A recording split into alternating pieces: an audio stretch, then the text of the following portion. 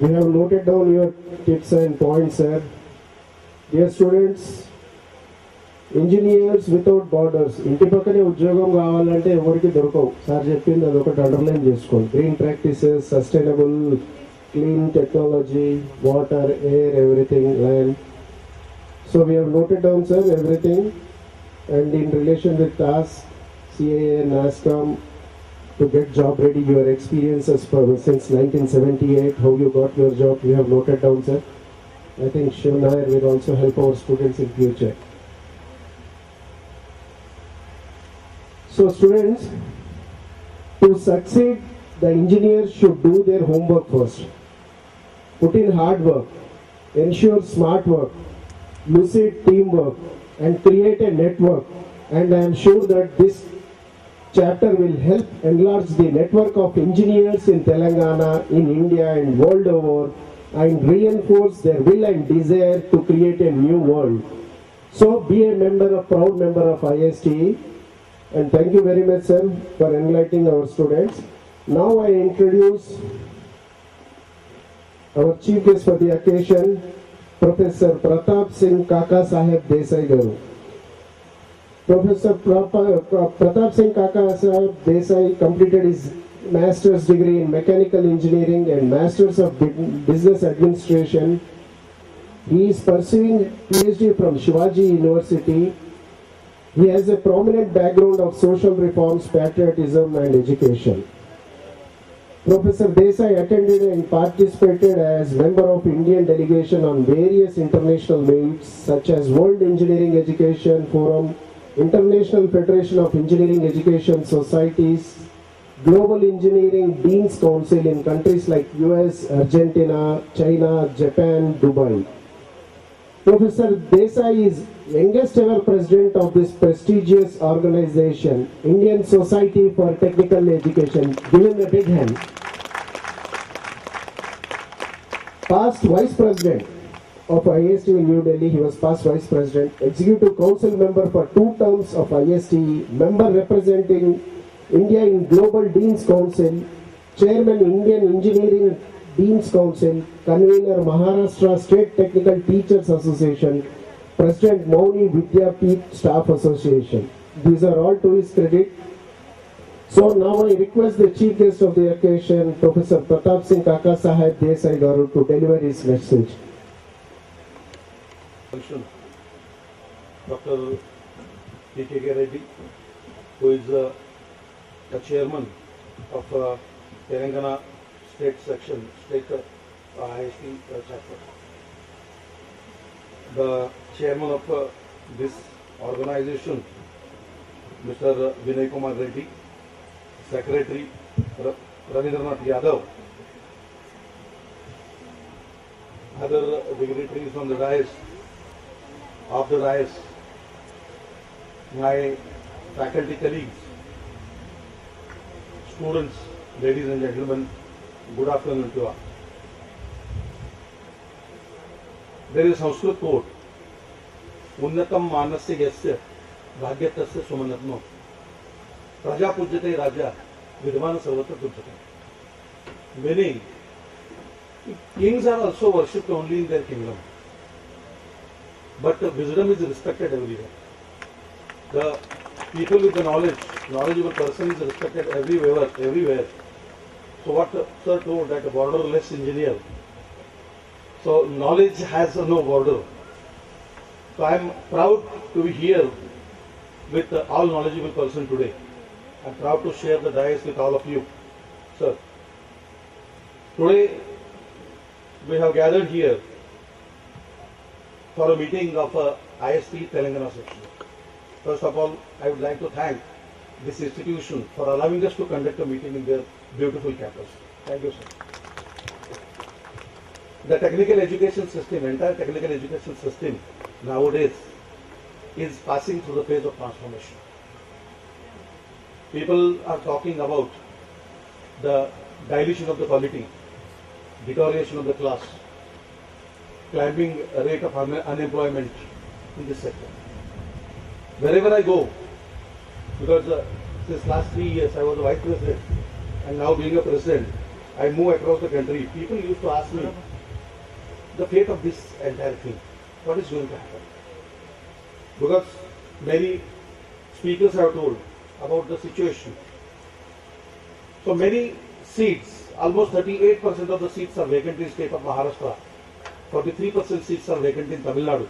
I think this figure in Andhra Pradesh, or combined Andhra Pradesh, was some 43% or something like that. So you have 350 around engineering colleges and almost 100 have applied for the closure. So nationwide, around 900 engineering colleges have applied for the closure. So everybody is in the suspicion.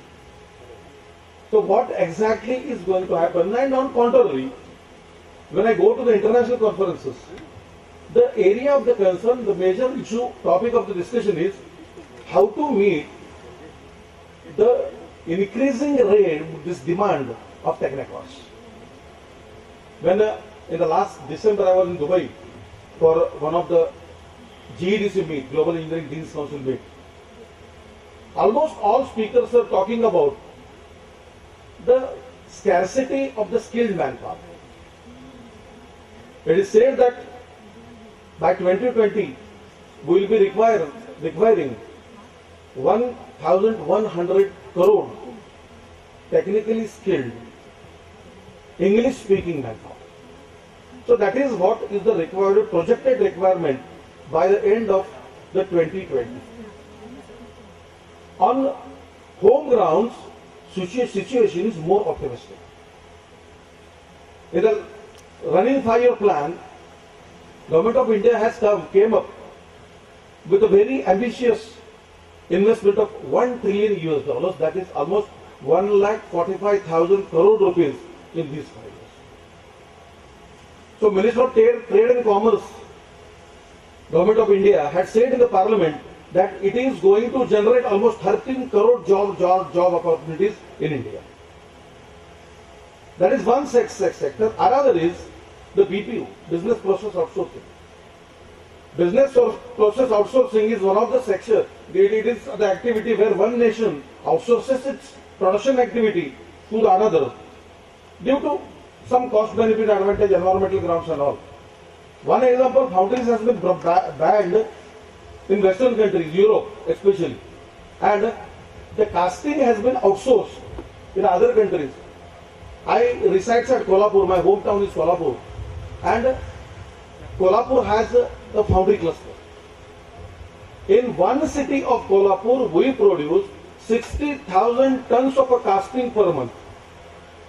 So it is the impact of one production activity on one city. Presently, the BPO market in the India is around $85 billion, and our share in that is $1.3 billion. Sorry, $1.3 million, not billion dollars. This, by 2015, this BPO market is expected to rise by $1.6 billion, sorry, $160 billion. And by 2020, it is going to be raised by almost $180 billion. Our share in that is in the fraction of the percent, and we have a greater opportunity to increase our share to the extent of 20% in that, and I feel that it's a $1 billion opportunity for us. Because India is supposed to be the hot destination for the BPO sector, mainly because of 3 reasons. One is we have a stable political system. Secondly, we are the single largest manufacturers of the engineers. And thirdly, we have the largest market in the world. So because of these 3 reasons, BPO sector we can encash. Like that KPO. So there are many sectors where we can contribute much and our economy, because see, it was predicted last year that Indian economy will grow at the rate of 6.8%. So it will reach that level, 6.8%, and China will drop down from 6.8 to 6.2%. And the figures are with us now. India has improved. We are now 6.3%. So it's increasing. So when 1.1% rise in the GDP, it generates almost 80 lakhs of jobs. So that is what is the job potential in India. And on contrary, in the morning itself I told you, now K.K. Reddy, he also told about the employability. Our engineers, whether they are employable or not.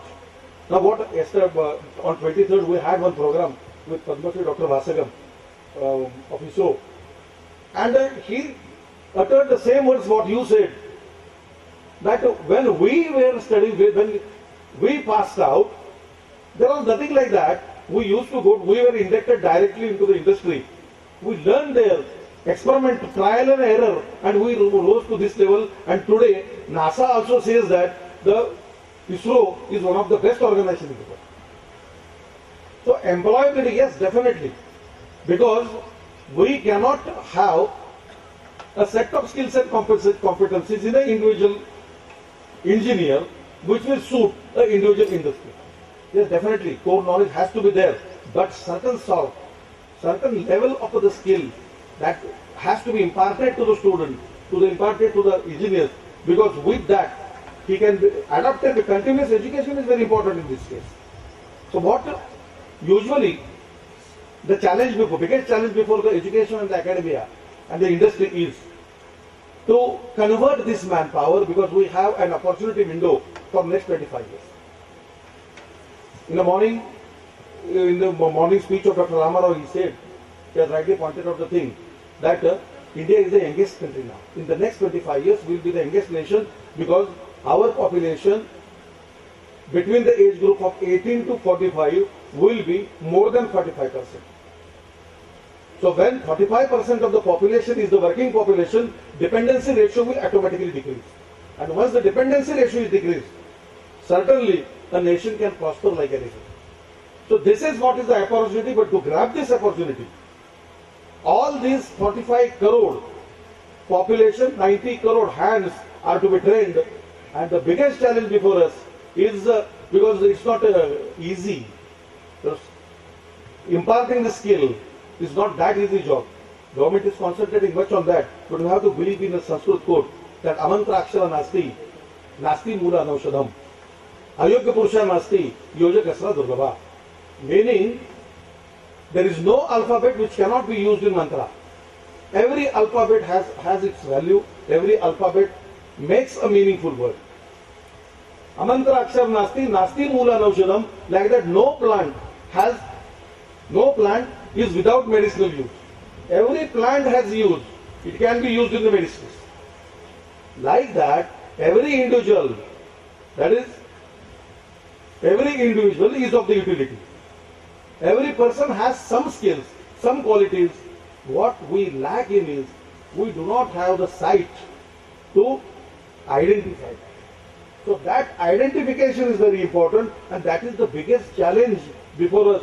Sir, we definitely, IST, we are very eager to collaborate with the skill imparting agencies like the NASCOM and all. We already have started. In the first week of last month, I had a meeting with Madam Irani regarding the skill development issue. And we are coming up, we are now having collaboration, or we are entering into the agreement with many of the industries, making them our training partners in a particular domain. And we are planning to establish nodal centers in the various regions. Suppose, for example, Kolhapur is a foundry sector. We will have a center of excellence in the College of Engineering Kolhapur of the foundry. College, industry will invest in that. Government will allocate the funds for the training, and certification will be done by the government and the IST. So that is what the project is. So we are very much serious about that. And another very important issue is, when we talk about the quality in the engineering education, the teacher is at the core. Because teacher makes the soul of this entire system. Members. Guest of today's function, Professor Pratap Singh Desai, President, IST New Delhi. Guests of honor, Dr. P. Narasimha Reddy Garu, Shri Sujeev Nair, Professor V. Ramarao Garu, Chairman Sri Anantula Vinay Kumar Reddy Garu, Secretary Sri Ravindranath Yadav Garu, Principal and Director Professor Murthy and Professor Akella, various IST institutional members, chairmen, correspondents of various engineering colleges, other delegates, staff and students of Shreyas Engineering College, and last but not the least, members of the press and media, a very good afternoon to all of you. It's always a pleasure to come to this green and beautiful campus, and I really look forward to coming to this campus. Association, President Mauni Vidyapeeth Staff Association. These are all to his credit. So now I request the chief guest of the occasion, Professor Pratap Singh Kaka Saheb Desai Garu, to deliver his message. Dr. T.K. Reddy, who is the chairman of Telangana State Section, State IST chapter. The chairman of this organization, Mr. Vinay Kumar Reddy, Secretary Ravindranath Yadav, other dignitaries on the dais, my faculty colleagues, students, ladies and gentlemen, good afternoon to all. There is a Sanskrit quote, Unnatam manasya yasya bhagyatasya sumanatmo praja pujyate raja vidvan sarvatra pujyate. Meaning, kings are also worshipped only in their kingdom, but wisdom is respected everywhere. The people with the knowledgeable person is respected everywhere. So what sir told, that a borderless engineer. So knowledge has no border. So I am proud to be here with all knowledgeable person today. I am proud to share the dais with all of you, sir. Today we have gathered here for a meeting of IST Telangana section. First of all, I would like to thank this institution for allowing us to conduct a meeting in their beautiful campus. Thank you, sir. The technical education system, entire technical education system nowadays is passing through the phase of transformation.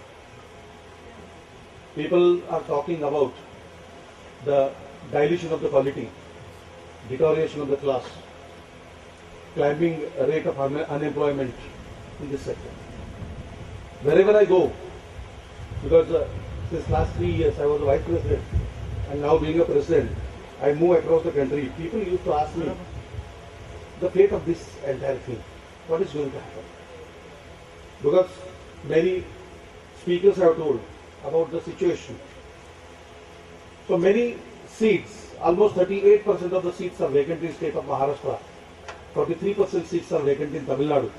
I think this figure in Andhra Pradesh, but combined Andhra Pradesh, was some 43% or something like that. So you have 350 around engineering colleges, and almost 100 have applied for the closure. So nationwide, around 900 engineering colleges have applied for the closure. So everybody is in the suspicion. So what exactly is going to happen? And on contrary, when I go to the international conferences, the area of the concern, the major issue, topic of the discussion is how to meet the increasing rate, this demand of technicals. When in the last December I was in Dubai for one of the GEDC meet, Global Engineering Deans Council meet, almost all speakers are talking about the scarcity of the skilled manpower. It is said that by 2020 we will be requiring 1,100 crore technically skilled English speaking manpower. So that is what is the required projected requirement by the end of the 2020. On home grounds, situation is more optimistic. In the running 5-year plan, Government of India has came up with a very ambitious investment of $1 trillion US, that is almost 1,45,000 crore rupees in these 5 years. So Minister of Trade and Commerce, Government of India had said in the Parliament that it is going to generate almost 13 crore job opportunities in India. That is one sector. Another is the BPO, business process outsourcing.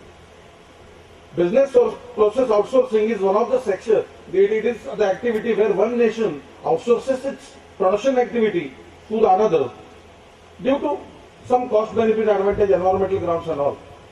One example, foundries has been banned in Western countries, Europe especially, and the casting has been outsourced in other countries. I reside at Kolhapur, my hometown is Kolhapur, and Kolhapur has a foundry cluster. In one city of Kolhapur, we produce 60,000 tons of a casting per month. So it is the impact of one production activity on one city. Presently, the BPO market in India is around $85 billion, and our share in that is $1.3 billion. Sorry, $1.3 million, not billion dollars. This, by 2015, this BPO market is expected to rise by $1.6 billion, $160 billion. And by 2020, it is going to be raised by almost $180 billion. Our share in that is in the fraction of the percent, and we have a greater opportunity to increase our share to the extent of 20% in that, and I feel that it's $1 billion opportunity for us. Because India is supposed to be the hot destination for the BPO sector, mainly because of 3 reasons. One is we have a stable political system. Secondly, we are the single largest manufacturers of the engineers. And thirdly, we have the largest market in the world. So because of these 3 reasons, BPO sector we can encash. Like that KPO. So there are many sectors where we can contribute much and our economy, because it was predicted last year that Indian economy will grow at the rate of 6.8%. So it will reach that level, 6.8%, and China will drop down from 6.8 to 6.2%. And the figures are with us now. India has improved. We are now 6.3%. So it's increasing. So when 1.1% rise in the GDP, it generates almost 80 lakhs of jobs. So that is what is the job potential in India. And on contrary, in the morning itself I told you, now K.K. Reddy, she also told about the employability. Our engineers, whether they are employable or not. Now what, yesterday on 23rd we had one program with Padma Shri Dr. Vasagam of ISRO. And he uttered the same words what you said. That when we were studying, when we passed out, there was nothing like that. We used to go, we were inducted directly into the industry. We learned there, experiment, trial and error, and we rose to this level. And today, NASA also says that the ISRO is one of the best organizations in the world. So employability, yes, definitely. Because we cannot have a set of skills and competencies in an individual engineer which will suit an individual industry. Yes, definitely, core knowledge has to be there, but certain level of the skill that has to be imparted to the student, imparted to the engineers, because with that he can be adapted. The continuous education is very important in this case. So what usually the biggest challenge before the education and the academia and the industry is to convert this manpower, because we have an opportunity window for next 25 years. In the morning speech of Dr. Ramarao, he said, he has rightly pointed out the thing, that India is the youngest country now. In the next 25 years, we will be the youngest nation because our population between the age group of 18 to 45 will be more than 45%. So when 45% of the population is the working population, dependency ratio will automatically decrease. And once the dependency ratio is decreased, certainly a nation can prosper like anything. So this is what is the opportunity, but to grab this opportunity, all these 45 crore population, 90 crore hands are to be trained, and the biggest challenge before us is because it's not easy. Imparting the skill is not that easy job. Government is concentrating much on that, but we have to believe in a Sanskrit quote that amantra akshara nasti, nasti mula anaushadham, ayogya purusha nasti, yojak asra durlabha. Meaning, there is no alphabet which cannot be used in mantra. Every alphabet has its value. Every alphabet makes a meaningful word. Amantra akshar nasti, nasti mula anaushadham. Like that, no plant is without medicinal use. Every plant has use. It can be used in the medicines. Like that, every individual is of the utility. Every person has some skills, some qualities. What we lack in is, we do not have the sight to identify that. So that identification is very important, and that is the biggest challenge before us. Sir, we definitely, IST, we are very eager to collaborate with the skill imparting agencies like the NASCOM and all. We already have started. In the first week of last month, I had a meeting with Madam Irani regarding the skill development issue. And we are coming up. We are now having collaboration, or we are entering into the agreement with many of the industries, making them our training partners in a particular domain. And we are planning to establish nodal centers in the various regions. Suppose, for example, Kolhapur is a foundry sector. We will have a center of excellence in the College of Engineering Kolhapur of the foundry. College, industry will invest in that.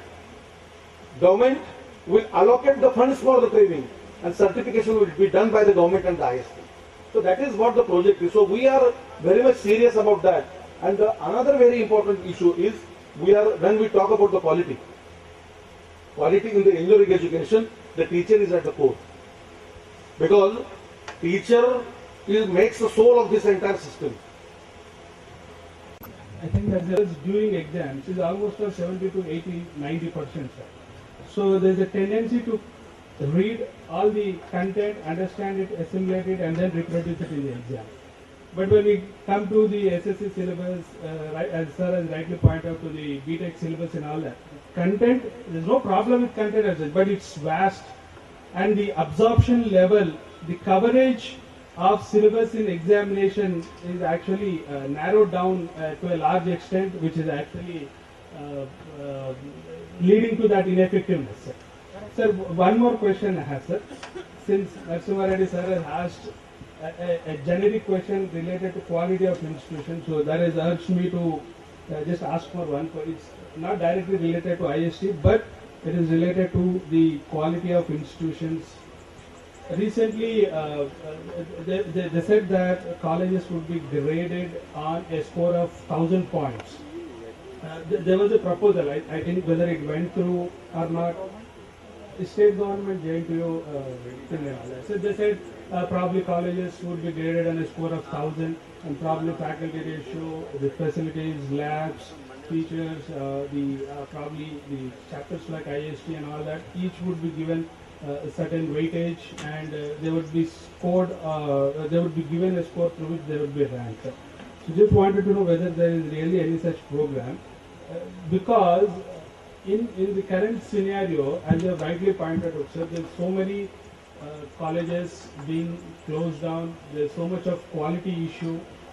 There is also a transparency issue that is going on. So, for example, even being college management, probably even we don't get enough material and sufficient transparency in terms of the quality of other institutions, or whether to whom we need to compare with, where we stand and all that.